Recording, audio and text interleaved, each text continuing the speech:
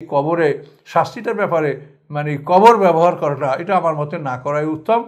আল্লাহ যেটা বলছেন, যেহেতু কবরের যে 5টা আয়াত তার মধ্যে তো কোনো শাস্তির কথা বলা নাই, আল্লাহ বলছেন পর্দার আড়ালের জগৎ, এই পর্দার আড়ালের জগতের শাস্তি হবে, এটা আল্লাহ কোরআন দ্বারা স্পষ্ট বলে দিয়েছেন যে শাস্তি হবেই। কিন্তু সেইটার জন্য কবর কি সীতা কি পাইলস কি ডোম কি সেমিটারি এগুলো না, শাস্তি হবেই তুমি যেখানে আছো। কাজেই মৃত্যুর পরে শাস্তি নিশ্চিত, কিন্তু এই শাস্তিটা কবরের মধ্যে সীমাবদ্ধ করা এটাকে আমি স্বীকার করি না। এবং মুনকার নাকিরের সোয়াজটা আমার কাছে একটা শিরক পর্যায়ের অপরাধ মনে হচ্ছে।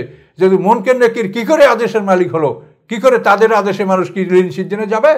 মৃত্যুর পরে রব্বি আল্লাহ বললে কোন উপকার হবে? মুনকার নাকিরের সামনে যদি মিথ্যা বলে তো তারা এটা উদ্ঘাটন করতে পারবে? মানুষের মুখ বন্ধ করে মানুষের আত্মা থেকে কথা বের করতে পারবে? আল্লাহ যেভাবে সত্য উদ্ঘাটন করেন। কাজে এই জন্য তারা কোনো আদেশের মালিক নয়। এটা হচ্ছে আমাদের কিভাবে তারা ঢুকাইছে আমাদের মুসলমানদের অন্তরে এই কথাগুলি, এবং মুসলমানরা অধিকাংশ মুসলমানরা এই কথাগুলি বিশ্বাস করত। এখন জানি না আমার এই কথায় মানুষেরা কি বিশ্বাস করবে কি করবে না, সেটা আল্লাহ জানেন। আমার দায়িত্ব ছিল যেটা, সেটা এই দায়িত্ব আমি পালন করলাম।